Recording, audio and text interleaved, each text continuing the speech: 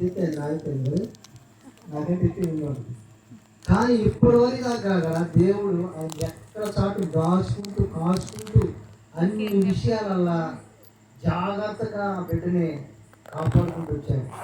కానీ మళ్ళీ ఒక రోజు ఈరోజు తన పుట్టినరోజు చేసుకోవడానికి మనకు మంచి అవకాశాన్ని ఆ బిడ్డకి దేవుడు చూడండి. అసలు ఎంత ఆశ్చర్యం అంటే వాతావరణాన్ని, మంచి వాతావరణం.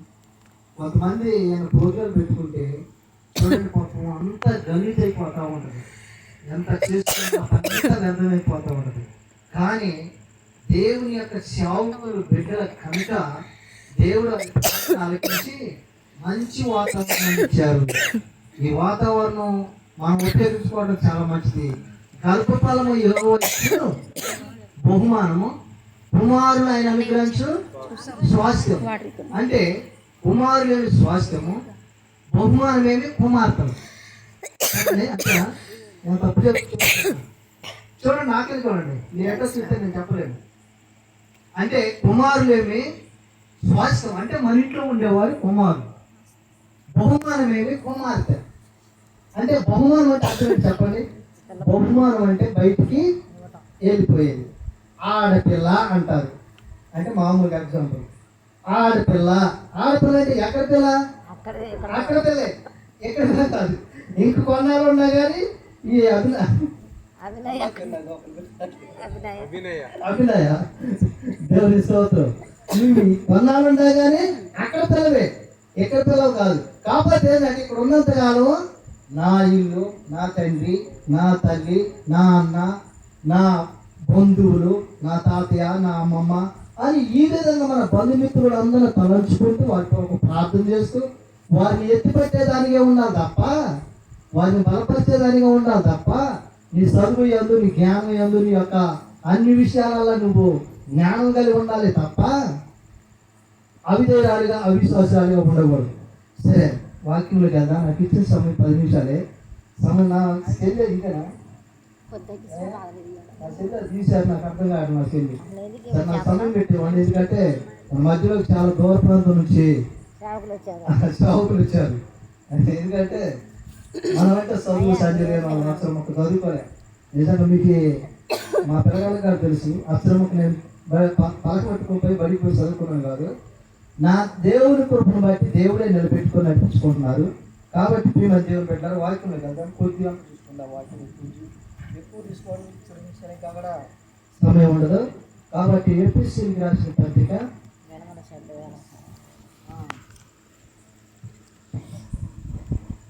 6వ అధ్యాయము మొదటి నుంచి చూసుకుందాం. పిల్లలారా ప్రభువునందు, ఏంటంటే పిల్లలకి ఇది పెద్దవాళ్ళ కాదు, అలా పెద్దవాళ్ళ కాదు వచ్చింది. పిల్లలారా ప్రభువునందు మీ తల్లిదండ్రులకు విధేయులైయుండుడి, మీ తల్లిదండ్రులకు విధేయులైయుండుడి, ఇది ధర్మమే. చూడండి, ఇక్కడ దేవుడు చెప్తున్నారు. దేవుడు వాక్యాన్ని ఎవరు చెప్తున్నారంటే పిల్లలారా. అంటే చూడండి, తల్లిదండ్రులు అంటే చాలా విలువైన వాళ్ళు. ఫస్ట్ దేవుడు, తర్వాత తల్లిదండ్రులు. ఏంటన్నారా బిడ్డలారా? ఫస్ట్ దేవుడు, తర్వాత తల్లిదండ్రులు. ఎందుకంటే చూడండి, గర్భఫలం చాలా విలువైంది. కొన్ని కోట్లు, ఒక్కొక్క మనిషిలో కొన్ని కోట్లు, అంటే కొన్ని కోట్ల విలువైనటువంటి కణాలు ఉంటాయంట. దేవుని స్తోత్రం గుర్తు చేశారు.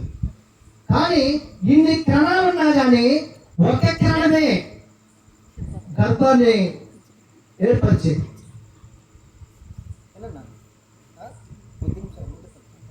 చూడండి, ఎందుకంటే ఒక కణమే గర్భాన్ని ఏర్పరిచేది.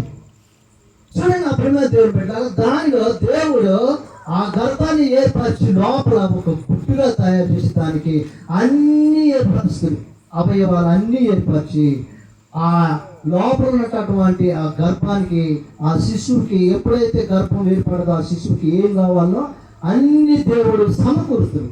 చూడండి, ఎంత ఆ ప్రాణాలకి ఎంత బాగుంటుందో చూడండి. దీన్ని బట్టి దావీదు ఒకసారి ఏమంటాడంటే, దేవా నన్ను సృష్టించిన విధానం చూడగా నాకు భయమును ఆశ్చర్యమును కలుగుతున్నాయి అంట. భయము ఆశ్చర్యం అంటారు.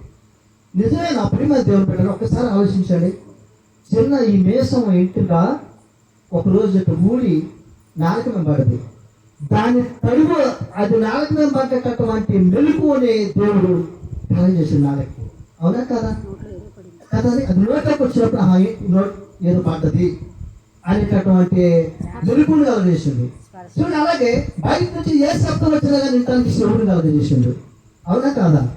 కానీ చెడు చూడటానికి మంచి చూడటానికి శ్రేష్టమైన కళ్ళు ఇచ్చిండు. కానీ చెడు ఇప్పుడు చూడకూడదు. మంచిని చూడు, మంచిని నేర్చుకో. కనుక ఇక్కడ చూడండి, పిల్లల దగ్గరికి వెళ్దాం. మనం చదువుకోండి కదా అదే వాక్యాన్ని. పిల్లలారా, ప్రభునందు మీ తల్లిదండ్రులకు విధేయులయుండుడి. ధర్మమే. అలాగనే తండ్రులారా, ఇక తండ్రులారా మీ పిల్లలకు కోపము రేపక ప్రభు యొక్క శిక్షలను ఆయన బోధలను పెంచుడి. ఒక్క నిమిషం.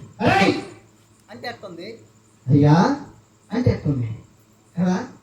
కొంతమంది అంతే, పిలుపు తెలియదు. నానా నాన్న చిన్న పని చేయి నాన్న అని వాడు ఎంత కోపం వచ్చినా కానీ అయ్యా నానా అని నీ పిలుపులోనే మృదువు కలపాలి పిల్లలకి. అమ్మో నా తల్లి నన్ను ఎంతగా ప్రేమిస్తుంటే నేను అలా తిరిగితే ఎట్లా, నేను అలా మాట్లాడుకుని ఉండేట ఎట్లా అని వాడికి వెంటనే పలికితే వాడి జ్ఞానంలో అయితే వాడు ఒకవేళ జ్ఞానం లేనుకో నీ తల్లిలో ఉన్న జ్ఞానం, తండ్రిలో ఉన్న జ్ఞానం వాడికి నేర్పాలి. ఎందుకంటే నా ప్రియమైన దేవుడు పెట్టారు, వాక్యం చదువుకుంటుంది. కానీ ఇరిమియా గ్రంథంలోనూ యెషయా గ్రంథంలోనూ ఉంటుంది. ఏమన్నట్లంటే వారు కూర్చున్నప్పుడు, వారు లేచినప్పుడు, వారు పడుకున్నప్పుడు, వారు నడుస్తున్నప్పుడు ద్వితీయోపదేశం సారీ చూడండి.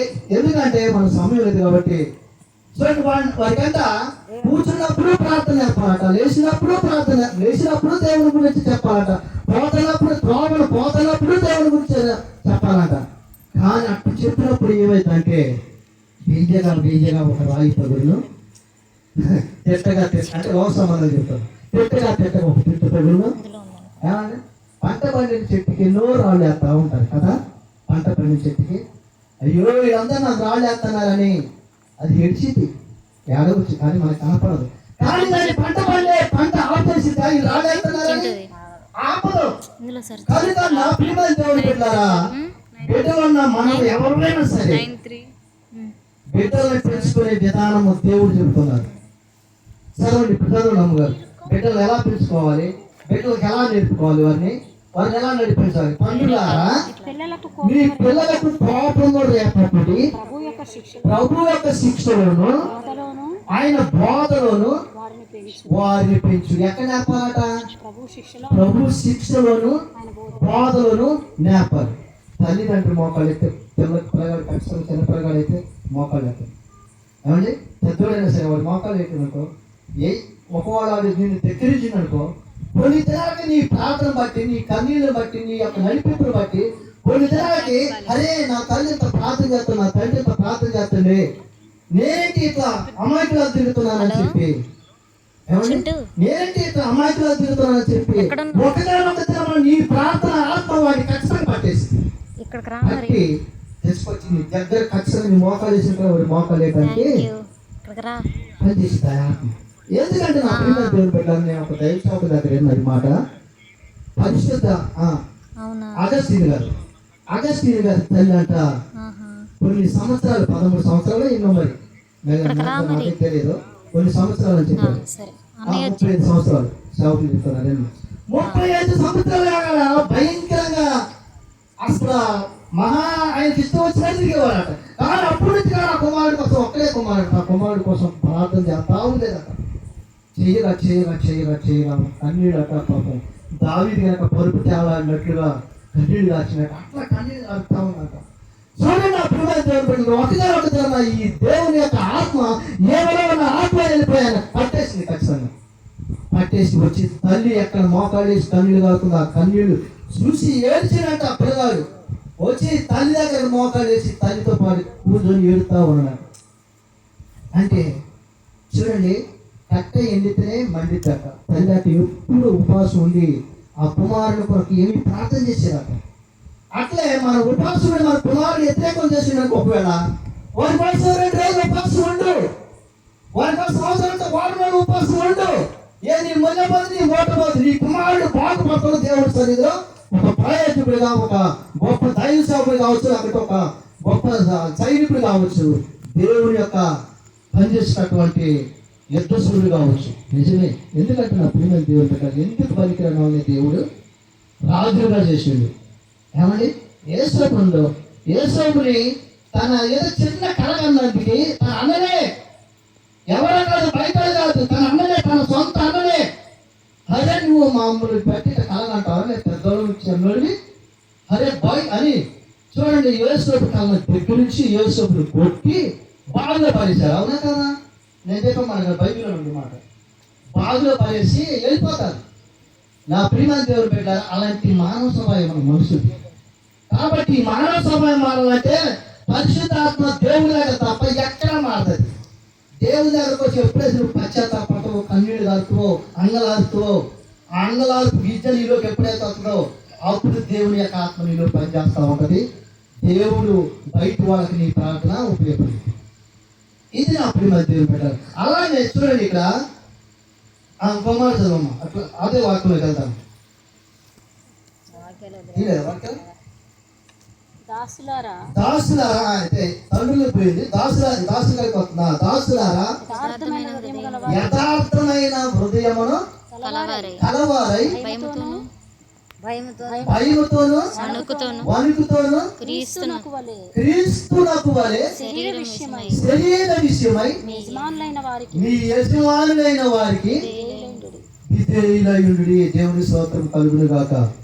ఆమె ప్రియమైన దేవుని పెట్టారు. చూడండి ఎంత చక్కగా నేర్పుగా చెప్తాడు. ఏమండి, చూడండి ఈ మాట ఏంటుంటే మనకు అర్థమైపోతుంది. మళ్ళీ ఒకసారి చదవండి అదే మాట. దాసులారా అంటే ఎవరు?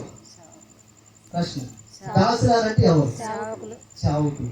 అంటే చావుకులకి మనం విధేయులమై, చావుకులకు లోబడి, చావుకులు చెప్పే మాట తీసుకొని, చావుకులు మరి ఎక్కడికి మమ్మల్ని అక్కడికి పోవటం ఏమంటే చేసిన వాడు ఖచ్చితంగా దేవుడికి చేసినట్టే. చావుకులు కాదు చేసేది, దేవుడికి చేసినట్టే. దేవుడు ఏర్పరచుకున్న సేవకుడు ఆయన.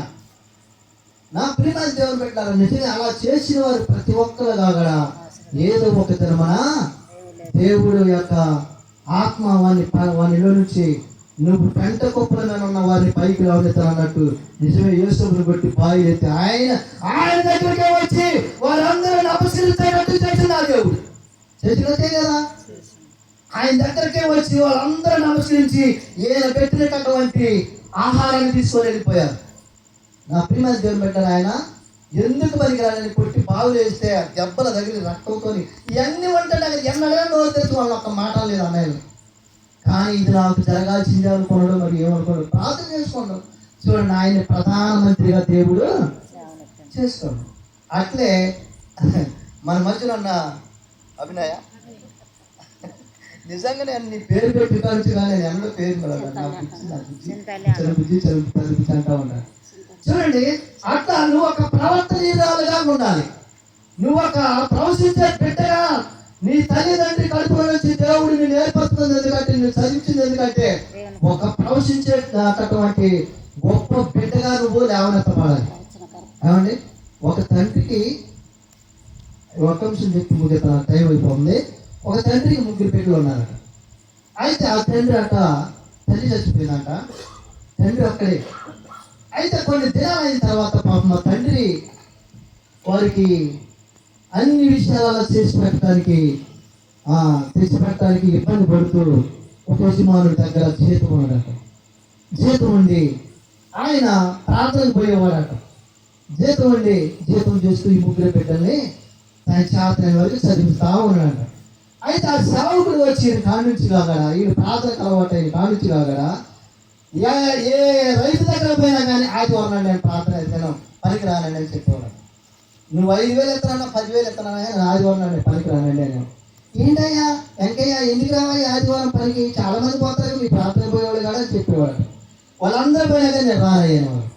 అయితే ఎందుకయ్యా అంటే ఆదివారం నాడు నేను సేవకుడి కంట వాళ్ళు 3 బిడ్డలు ఈయన నలుగురు పద్ధతిగా మందిరం ఉండటం, మందిరం కలగటం, సాపలు వేయటం, మరి తర్వాత కుర్చీలు వేయటం, అన్ని పరిచయం చేసామంటే చక్కగా ఏమి లే. మనకు వచ్చిన వాళ్ళు చెట్టు దానికి అందరూ వచ్చే చక్కగా కాళ్ళు నొప్పులతో నాకు పిల్లగాళ్ళు ఇద్దరు మన వాళ్ళు కుర్చీ బయట ఆపితే అవి పిలుపుగా నేను ఇవన్నీ పరిచయం సంఘ బిడ్డల్లో ఎలాంటి ఆశ ఉండాలి అంటే ఈరోజు అనుకోకుండా జరిగింది కాదు. సారీ, మిమ్మల్ని ఏదో హెచ్చరించడం కాదు, లేకపోతే మీకు ఇట్లా అట్లా చెప్పడం కాదు. ఎందుకంటే ఇట్లా చేస్తే ఆ దీవెన, ఆ ఆశీర్వాదం నీ గృహం నుంచి ఎన్నడూ తొలగిపోదు. ఎందుకంటే చిటికలు మోస్తే దీవెన బయట వాక్యం కదా. దేవుని సన్నిధిలో చిటికలు మోస్తే దీవెన నమ్మి చూడండి. నా ప్రేమ దేవుని పెట్ట వాక్యం ఏంటంటే చూసుకొని ముగించుకున్నా ముగ్గురు పెట్టాలి అట్లా గుర్తు చేసుకోవాలి. ఆ ముగ్గురు పెట్టలో నిజంగా అట్లా పరిచయం చేస్తూ ప్రతి ఆదివారంగా ఆయన పనికి పోకుండా ఆ ముగ్గురు పెట్టలో పెద్ద చదువులు చదివి 3 దేశాలకే పెద్ద సావుకురాలు అయ్యాట, పెద్ద ప్రవర్తనీయులు అయినారట. ఏమని అక్కడ పెళ్లి చేయాలట. ముగ్గురు కాదు సావుకు పెద్ద అంటే ఒక దేశానికే సావుకురాలు అయినట్టుగా ఆలోచించట. అలాంటి సావుకురాలు అయినారట ఆ ముగ్గురు పెట్టలు. కానీ చూడండి, ఎందుకంటే అందుకనే పెంట గొప్పలు ఉన్న వారి పైకి రావనిస్తున్న మాట వారి మధ్య జీతం చేసి ఆ ముగ్గురు పెట్టలను చదివించిన దేవుడు పెట్టారు. ఏమండి, జీతం చేసి ఆ యజమానుడు ఏ యజమాని దగ్గరికి వెళ్ళాలని ఇట్లా అని చెప్తే ఆ ముగ్గురు పెట్టలను చూసి ఆ పరిసర ప్రాంతాలలో ఉన్న వాళ్ళందరూ కాగా ఆయన ఇందాక ఏదో పేరు చెప్తున్నారా, ఆయన కుమారులు ఇట్లా అని చెప్తే నిజంగా అందరూ వాళ్ళు పచ్చి అమ్మినట్టు మళ్ళీ అన్నిల నుంచి వచ్చినటువంటి వాళ్ళ దేవుడు అద్భుతంగా వాడుకుంటారు. ఎందుకంటే అన్ని జనుల నుంచి యెషయా గ్రంథం 61 వాక్యం ఉంటుంది, అన్యుల మధ్య నీ నామాన్ని గణపరుస్తున్నానని. ఏమండి, అట్లానే నా ప్రియమ దేవుడు పెట్టారా ఒక్క మాట చూసుకుంటాను. అదే వాక్యం కంటిన్యూ చేయండి. యజమానులైన వారికి విధేయులయుండుడి, మనుషులను సంతోషపెట్టువారు చేయనట్లు కంటికి కనబడుటకే కాక క్రీస్తు దాసులమని ఎరిగి దేవుని చిత్తమును మనఃపూర్వకముగా జరిగించుచు మనుషులకు చేసినట్టు కాక ప్రభువునకు చేసినట్టు ఇష్టపూర్వకంగా సేవ చేయుడి. దేవుని స్తోత్రము కలుగును గాక. దేవుడు పెట్టారు. మన ఇంటి దగ్గర మందిరం ఉండేది కదా, దగ్గర 10-12 సంవత్సరాలు 13 సంవత్సరాలు మన ఇంటి దగ్గర మందిరం ఉంది. మీరు ఏమనుకోండి, దేవుని సన్నిధిలో పులిపేటం కాడండి, నిజం చెప్పినా నమ్ముతారు, అబద్ధం చెప్పినా నమ్ముతారు. కానీ సేవకులు వస్తున్నారంటే నిజంగా మాకు ఇది ప్రియమైన దేవుడు పెట్టారు. కచ్చి ఉనికిపోయేవాళ్ళు. ఏమండి, ఉనికిపోయి సేవకులు వచ్చేసరికి అలా పనంతా శుభ్రం చేసి అక్కడ పెట్టేది. అక్కడ పెట్టిన తర్వాత సేవకులు ఏం చెప్తారా అని చేతులు కట్టుకొని చూసేది, ఏం మాట చెప్తారా అని. చూడండి, తెల్లవారుజామునే నా ప్రియమైన దేవుడు పెట్టారు. తెల్లవారుజామునే 4 గంటలకు కలిసి 5 గంటలకల్లా అయ్యగారు ఫోన్ చేసి ఇట్లా సంగతి అని చెప్తే ఈ వైరా చెరువు కాడికి వచ్చి ప్రతి వైరా చెరువు కాడికి వచ్చి ఒక రోజు అప్పుడు ఎక్సెల్ బండి నాది. పాపం రాబట్టయ్య గారు నేను దేవుని మైండ్ కూడా చెప్తున్నా. రాబట్టయ్య గారు నేను ప్రకాశం దొరికితే పెద్ద చేపని ఒక 2 కేజీలు కానీ 3 కేజీలు కానీ 4 కేజీలు కానీ ఎంతైనా సరే పెద్ద చేపను తీసుకోనండి అని చెప్పారు. చూడండి, నా ప్రియ దేవుని పిల్లరా, భయంకరమైన శల్యప్పుడు ఆ శల్య బండేసుకొని వస్తుంటే నేను గజ ఉడుకుతా ఉంటే అప్పుడు పాపం నా తమ్ముడు రాబట్టయ్య గారు, అన్నా నేను దోస్తానన్నా అని చెప్పి ఏం చేసి చూడండి, ఆ బండి తీసుకొచ్చి ఆ చావుకులకి దాన్ని తీసుకెళ్ళి దాన్ని కట్టేస్తూ ఇంటికి తీసుకుపోయి దాన్ని చక్కగా చేపించి ఎంతమంది 6-7 చావుకులు తీసుకొచ్చారు. వారందరి కలిపిన ఆహారం పెట్టించి సంతోషం పంపించారు. అప్పుడు మీటింగ్ జరుగుతున్నాయి. మీటింగ్ హైదరాబాద్ నుంచి జ్ఞానకళంజయ గారు వచ్చారు. జ్ఞానకళంజయ గారు అంటే మన అంటే హైదరాబాద్కి మన సాహసం తరఫున అంటే ఏం సాహసం తరఫున పెద్ద సేవకులు. కనుక నా ప్రియమైన దేవుడు పెట్టారు. అట్లా చేసిన సేవ దేవుడు ఒకగానొక మన నిన్నైనా నువ్వైనా ఎవరైనా సరే నేనైనా ఆయన మర్చిపోయే దేవుడు కాదు. కనుక నా ప్రియమైన దేవుడు పెట్టారా, ఈ వాక్యం చూడండి ఎంత చక్కగా ఉందో. ముగించుకుందాం అమ్మా. ఇంకొక మాట చదువు ముగించుకుందాం. యజమానులారా ఆ యజమానులారా మీకును వారికిని యజమానుడైన వాడు పరలోకమందున్నాడనియు ఆయనకు పక్షపాతం లేదనియు ఎరిగిన వారై వారిని బెదిరించుట మాని ఆ ప్రకారమే వారి ఎడల ప్రవర్తించుడి. చాలు చాలు, ఈ మాట కోసం చదివించండి. అట్లా మనం ప్రవర్తించి దేవుని చిత్తానుసారంగా మనం చేసినప్పుడు ఖచ్చితంగా నువ్వు ఏ స్థితిలో ఉన్నా సరే, ఎక్కడ పడిపోయిన స్థితిలో ఉన్నా సరే, దేవుడిని ఖచ్చితంగా లేవనెత్తున్నప్పుడు దేవుడు పెట్టారా. అలాగనే మా అభినయని అభిషేక్ని దేవుడు దీవించి ఆశీర్వదించిన గాక. ఎన్ని 21 సంవత్సరాలు, 22 సంవత్సరాలు, 22లోకి వస్తున్నాం అంటేనా. దేవుడు 21 సంవత్సరం పాతది గతించిన సమస్తము క్రొత్తమైన ప్రతి సంవత్సరం ఇలాగా పుట్టినరోజు జరిగించుకున్నాను గాక. ఆమేన్. చిన్న ప్రార్థన చేసుకుందాం. ప్రేమ దేవుడు పెట్టారు వాక్యాన్ని బట్టి చిన్న ప్రార్థన చేసుకుందాం. పరిశుద్ధుడా, ప్రేమ కలిగిన తండ్రి, మీ పాదాలు పొందినాలు స్థితిగా నిజమే తండ్రులారా, మీ కుమారునికి నాయన ప్రేమను భక్తిని నేర్పమని నా తండ్రిని మీరు రక్షించినారు. అలాగే తల్లిదండ్రులకు లోపడి విధేయుగా ఉండని బిడ్డలకాడు నేర్పినారయ్యా తండ్రి. అలాగనే మేము కాగా అలాగనే మీ సన్నిధిలో మేము నీ బిడ్డలు నా ప్రభువా, నీ సన్నిధిలో భయం కలిగి భక్తి కలిగి అనేకులకి మాదిరిగా మీకు నయమకరంగా జీవించే జీవితాలను మాకు దయచేయమని, మమ్మల్ని చూసి చిన్న బిడ్డలు అందరూ నేర్చుకొని వారు మీ రాజ్యం కొరకు సిద్ధపడి అనేకులు సిద్ధపరిచేవారిగా ఉన్నట్టుగా మీ కోసం మాకు దయచేయమని, మా మధ్యలో నేను ఎంతో ప్రేమ తీసుకొచ్చినాను ఆయన అభిషేకం కాడ. దేవా, మీరు దీనికి ఆశీర్వదించిన తండ్రి స్థలంలో నిలబెట్టి మాతో మాట్లాడమని మీ దాసుని బిడ్డని బలపరిచిన అలాగే అమ్మగారిని కుటుంబాన్ని మీ చేతిలో పెడతాం, మీ శిలువలో పెడతాను ప్రభు. దినదినం తండ్రి ఇలాగా ఆయన అనేకమైన ఆత్మ కోసం ప్రయాసపడతా ఉన్నారు ప్రభు. నందు ఈ ప్రయాసంగానే అర్థం కాదని మీరు చెప్పిన మాట మీ బిడ్డల పట్ల నెరవేర్చమని ఈ చిన్న వాక్యాన్ని దీవించి ఆశీర్వదించి నా తండ్రి 30 20 నా తండ్రి ఇంకా అభివృద్ధి పొందినట్లుగా ఎన్న వాక్యాన్ని ప్రతి ఒక్క రోజైనా ముద్రించుకునే కృప దయచేయమని యేసు నామములో అడుగుచున్నాను తండ్రి. ఆమేన్.